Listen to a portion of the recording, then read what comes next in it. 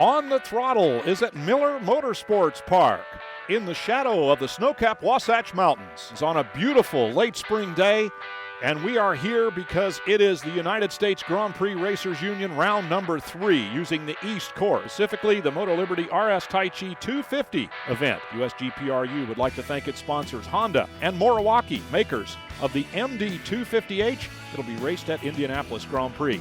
Also Moto Liberty, thanks to Yo-Yo-Dyne, to Rising Sun Cycles, and Pilot Protective Gear.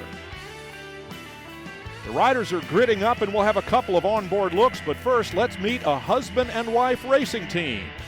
We're from Seattle, Washington, and we're here for the USGPRU West Coast regional event. At the time, Dave was bicycle racing when we were dating, and then we got married, and I decided that I got tired of waiting for him to come home from these long training rides, so I figured that I should try and join him. And I'd also seen some of the women racing and thought it looked easy, and I was surprised that it wasn't.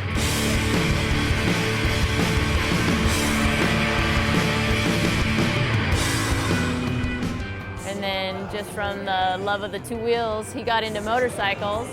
Some friends of ours all had been talking about it forever, and we went to a motorcycle show and found out how to get involved, and we just jumped in all the way, and here we are.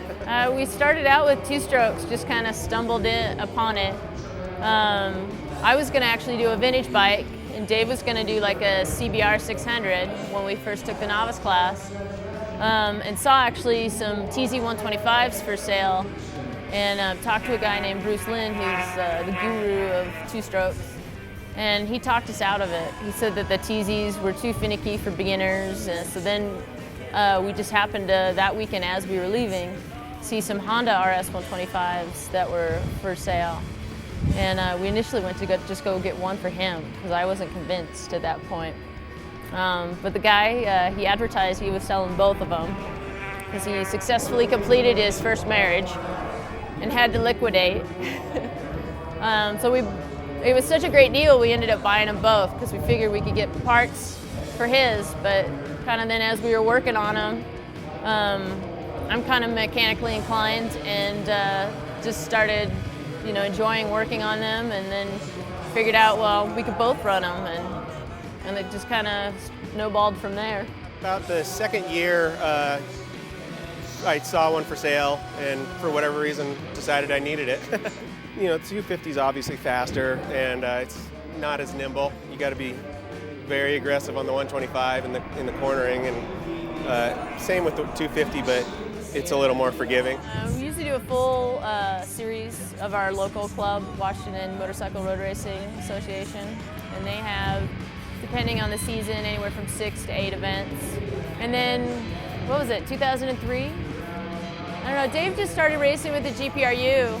He actually did a Formula USA event early on, and then started racing with the USGPRU, and then I started the year after, and then we just kind of started picking up USGPRU rounds.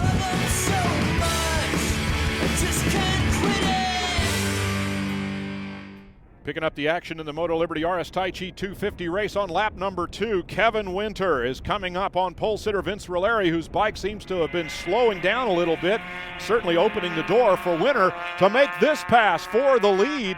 And as Kevin Winter moves on to the front, Vince Roleri trying to fight back just a little bit. At the end of the lap, he seems to have come alive once again, and Dave Matthews is right behind him looking to get into the fight as well. Roleri goes past Kevin Winter to recapture the lead, but Winter is hanging right in there with him all the way through the middle laps of this. Winters goes by once again, passing Roleri, and all of this dicing for action is allowing Seattle, Washington musician Dave Matthews to catch up to the rest. Now Roleri is all over the back of Kevin Winter's number 688 yellow machine, And these two guys now make it 3, dicing all the way to the end, coming up into the attitudes part. This is the elevation change section of the racetrack and one of the more technical and difficult sections here. Kevin Winter showing the way through there to Vince Roleri, the pole sitter. Roleri seems to be just kind of biding his time now, and he makes the pass again on Kevin Winter. Again, all of this is allowing David Matthews to come sailing up from behind and get right solidly in this fight. Through agony and ecstasy, they've changed order once again, and you've got Matthews going for the lead with Roleri edging over to the side, almost allowing him to pass. So now Dave Matthews takes the advantage on the number 37 machine, and coming out of there, it's going to be Vince Roleri coming up behind Matthews again, and Roleri goes past, and with that move, it seems like he might have just been holding back a little bit. Vince Roleri has opened up a commanding lead in a very short amount of time, and here on the final lap, it looks like Roleri's going to be able to sail on to victory. Matthews gave it the good fight, so did Kevin Winter. Those three were right together in the middle laps, but at the checkered flag, Vince Roleri out of Huntington Beach, California, adds another win to his victories in 250 at Buttonwillow and at Firebird. The 3-time West Coast Regional champ has earned his 3rd victory in the West Coast Series this year. Coming up, our next round, number 4, will be at Thunderhill Raceway in early July. Stay tuned.